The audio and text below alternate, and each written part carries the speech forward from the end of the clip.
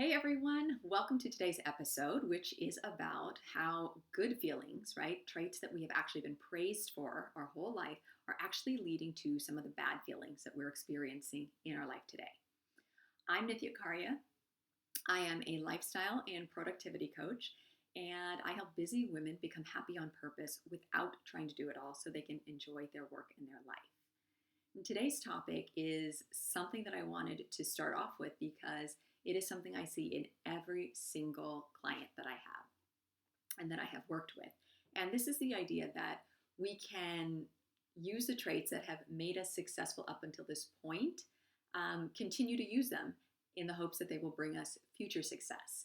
And this is really only partly true. So I want to bust this myth or bust this idea open so that you create some awareness.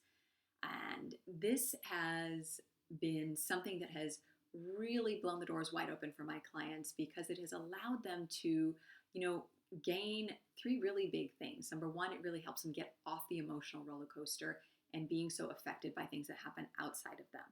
And the second piece is that it really increases their energy levels. And anytime we kind of have more energy and we're feeling better, we're automatically kind of pouring back into our life, into the people and the things that matter to us. And the third piece is that it's really empowering. They feel so much more confident showing up in their lives, being able to maintain these boundaries and things that support them because they see, they're feeling the value of it, right? They realize that they are able to offer themselves what they need. So instead of waiting and saying, hey, I'm going to give and give and give until I'm, totally worn out. And then someone finally says, okay, let me come and help you. And you take the day off or something, right? Instead of waiting for someone else to be the answer, they realize they get to be the answer in their life. So cool. And I hope that you will also be able to get some insight and start to bring this into your life. Before I dive in, I do want to remind you that I am offering a boundary basics course. So if boundaries is something that you want to learn more about or get some more support around, be sure to sign up for that. It's called Boundary Basics, and it's going to be coming up sometime in the next month. So diving into today's topic, right? I'm talking about how skills that we, especially as women, have been praised for. And these are things around being responsible, good, right? Reliable, capable, really driven, excellence, sort of excellence based, and really high performance. And the thing is that these have brought us a lot of success. So we're not wrong to kind of think that that they're great and that they're useful. But the problem is that all of those are great, especially when it comes to sort of short-term goals. And we've kind of experienced using them. We didn't really need to implement boundaries or create a sort of more nuanced skill around them because we went year to year, right through school, through grades, and then college, and then a job for a year or two, and then you get a promotion. And there's a lot of ways that we kind of progress through life, a lot of times in these sort of short-term phases until we kind of get into our 30s and maybe 40s and and on, where we realize that God, life is a lot longer. It's more like a marathon than a sprint. And so a lot of these skills that we're using, they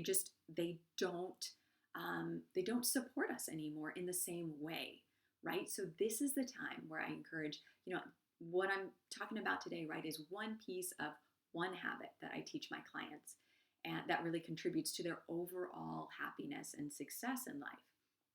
So this piece is really around creating more depth to these skills because they're not something that we observe around us and they're not something that is taught to us. So these are kind of things that we intuit along the way, or maybe we do see that sort of, rare unicorn who she's, going through life in a little bit different way. But a lot of times we think that somehow her life is different and that can't be for us. And I want to offer that it absolutely is for you, right? Being able to bring many things, many parts into our life shouldn't be the problem, right? We just need to figure out how to be able to give without depleting ourselves completely. And so being able to have the clarity around this, right?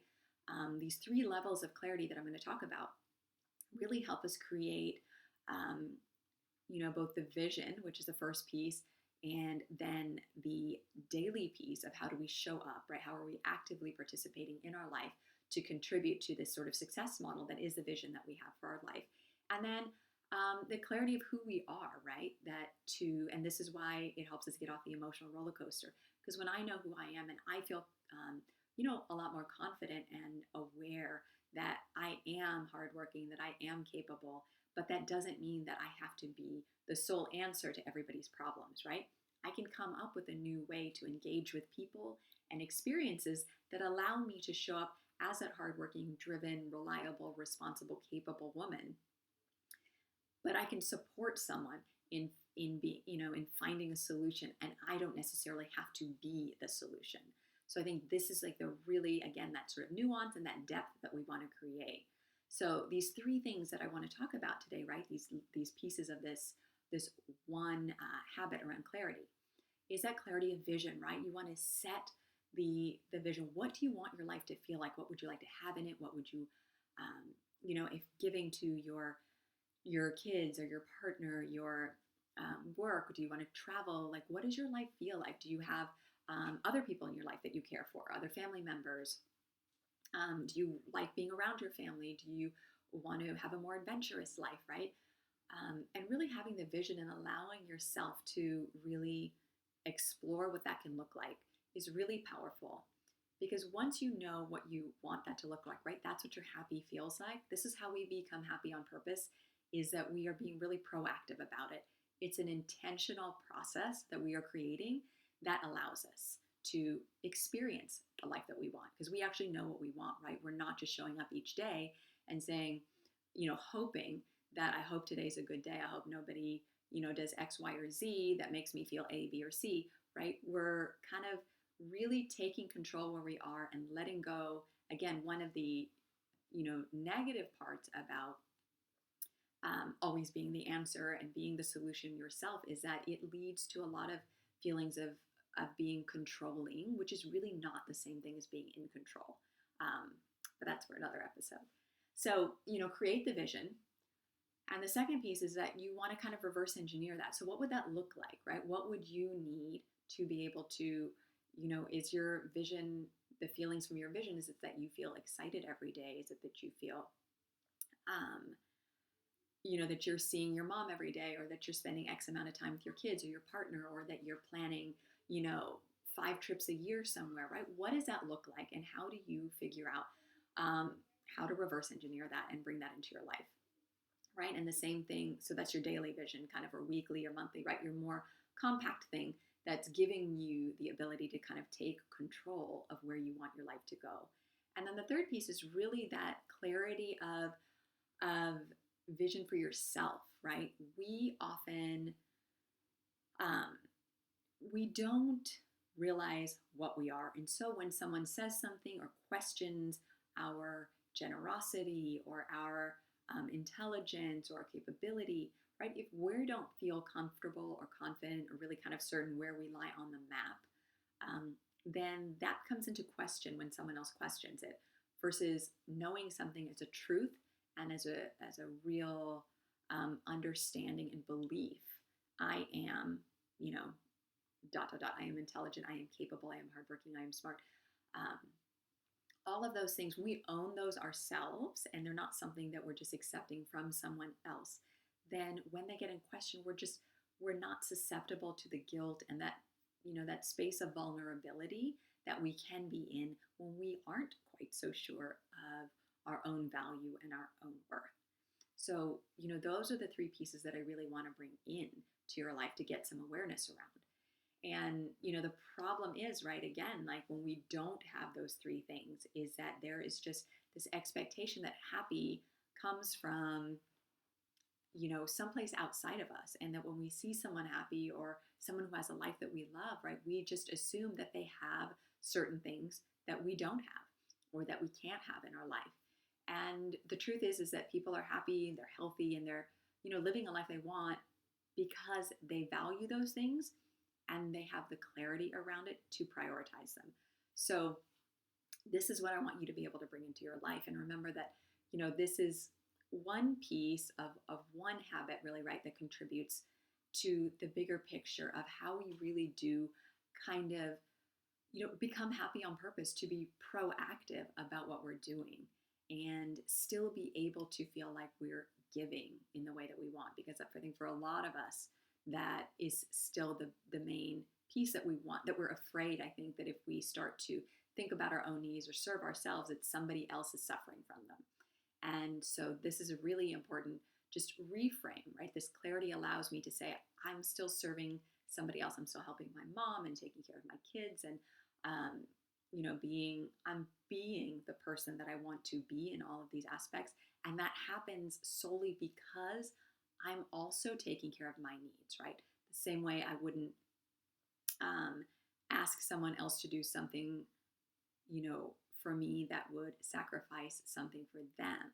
I'm just offering myself this sort of same level of respect. And so this nuance, this texture that we kind of get to add over our current strengths, right? To be hardworking and to be reliable and capable, right? We get to still be those things with the caveat that we are creating a long-term strategy around it. Because all of the strengths we have around giving are naturally using our energy, right? The energy is going out. And so we also need to, not just need to, but we really want to. This is where a lot of the happiness and the fulfillment in our life comes, is that when we're also finding a way to receive.